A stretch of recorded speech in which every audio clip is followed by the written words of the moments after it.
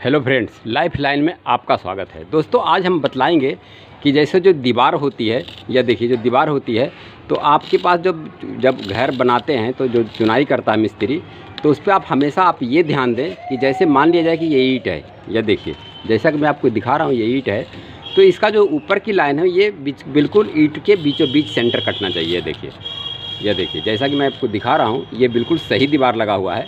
ये मैं आपको दिखाना चाहता हूँ कि ये देखिए ये दीवार जो है आपका सही कैसे माना जाएगा कि दीवार सही लगा हुआ है।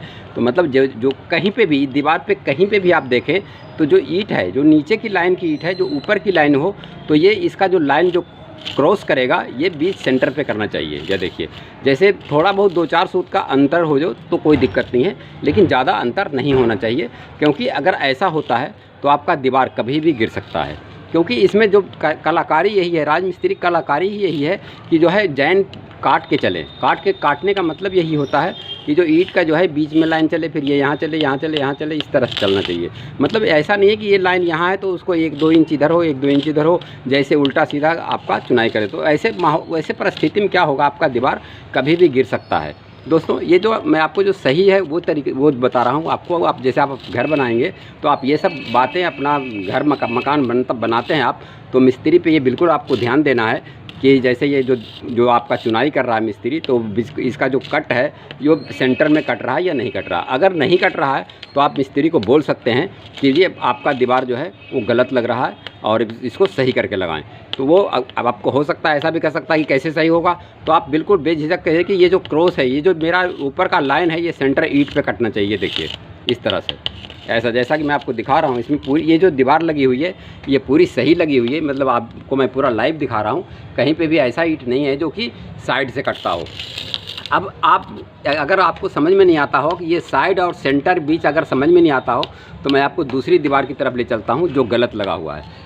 अब ये तो मैंने आपको सही वाला दिखाया, अब मैं आपको गलत वाला दिखाऊंगा कि गलत कैसे कहा जाएगा। यह देखिए जैसा कि मैं आपको यहाँ दिखा रहा हूँ, यह देखिए ये भी जो ईंट का चुनाई करा हुआ, तो इसमें आपका जो कट है, जैसे जो बीच का जो मैंने आपको बोला था कि बीच के ईंट के सेंटर में इसका कटिंग हो, ऊपर का जो जॉइंट होना चाहिए, तो ऐसा यहाँ आपको देखने को नहीं मिल रहा है। यह देखिए ये इसकी लाइन यहाँ पे है, इसको 1 इंच आगे करके यहाँ लाइन है, फिर 1 इंच यहाँ लाइन है, 1 इंच, मतलब पूरी की पूरी दीवार बिल्कुल गलत बना हुआ है।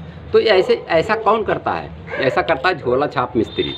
समझ लीजिए झोला छाप मिस्त्री भी करता है, या आप ये भी कह सकते हैं झोला छाप ठेकेदार भी करता है। अब झोला छाप ठेकेदार करता क्यों है ये भी मैं आपको बतलाऊंगा डिटेल में कि झोला छाप क्यों ऐसा करता है। तो झोला छाप क्या होता है कि झोला छाप जो ठेकेदार होता है वो कम रेट में जो है आपका मकान बनाने का ठेका ले लेता है। लेकिन जब वो ठेका ले लेता है तो वो अपना पैसा कहाँ से बचाएगा, क्योंकि वो सस्ते में ठेका लिया है। तो इसलिए वो क्या करता है, बेलदार को, मतलब जो उसके यहाँ हेल्परी का काम करता है, उसको कहता है कि तू मिस्त्री का काम कर ले। उससे क्या होता है कि जैसे आपका जैसे काम घर बनाने का सस्ते रेट में लिया है, तो वो वहीं से पैसा वो कवर करेगा, वो लेबर से आपका काम करवाएगा।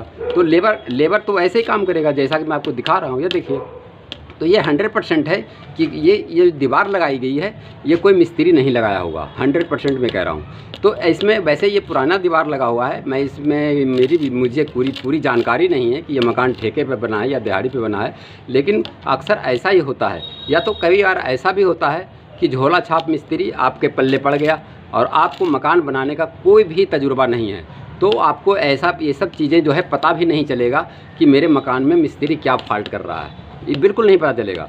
ऐसे मैं आपको कई फॉल्ट यहाँ दिखाऊंगा।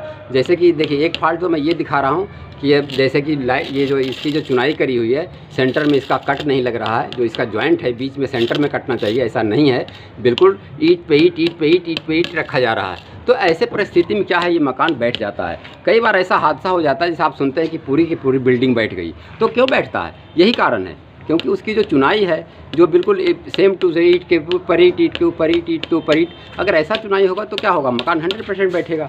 इतना ही नहीं, मैं आपको ऐसे झोला छाप मिस्त्री या ठेकेदार को और भी दिखाता हूँ। यह देखिए मैं इस छत पे आया हुआ हूँ, यह देखिए इसमें कॉलम भरा गया है। यह देखिए इस कॉलम को देखिए, इस कॉलम में क्या है, यह देखिए ये सारा जो सरिया है ये पूरा बाहर दिख रहा है। ये देखिए ये जो सरिया है पूरा, मतलब इसमें क्या है कि जैसे इसमें किसी अच्छी तरह से ना तो सेंटरिंग की गई है, नहीं तो इसमें रोड़ी का मसाला भरा गया है। यही कारण है कि ये जो है सरिया दिख रहा है, और सरिया दिख रहा है तो क्या होगा, जितना आपको ही पता है कि जब सरिया दिख रहा है तो इसमें हवा लगेगी, पानी पड़ेगा और जंग लग जाएगा। जंग लगने के बाद ये कॉलम फटेगा, कॉलम फटने के बाद आपका जो है घर का नुकसान होगा। तो दोस्तों ऐसे ये सब अगर आप अपना घर बनवाते हैं तो ख़ास करके ये सब चीज़ें बिल्कुल आपको ध्यान देना है कि कहाँ पे हमारा मकान का जो है वो फॉल्ट हो रहा है। तो आपको इसी को जानकारी देने के लिए हम क्या किए हैं, आपको यूट्यूब चैनल के माध्यम से आपके घर घर तक पहुंचा रहा हूं कि किस तरह से आपका जो है, आपका जैसे आप मकान बनवाते हैं तो आप किसी तरह से धोखा ना खाएं, आपका मकान बनाने में जो पैसा लगा रहे हैं आप उनका पैसा वो वेस्ट ना हो। इसलिए मैं आपको यूट्यूब चैनल के माध्यम से आपको जानकारी देना चाहता हूं कि आप जब भी मकान बनाएं तो ये सब चीज़ों पर ध्यान रखें। तो दोस्तों ये हमारा वीडियो कैसा लगा, अच्छा लगा तो हमारे वीडियो को लाइक कीजिए, हमारे चैनल को सब्सक्राइब कीजिए और अपने दोस्तों को भी शेयर कीजिए। Thank you.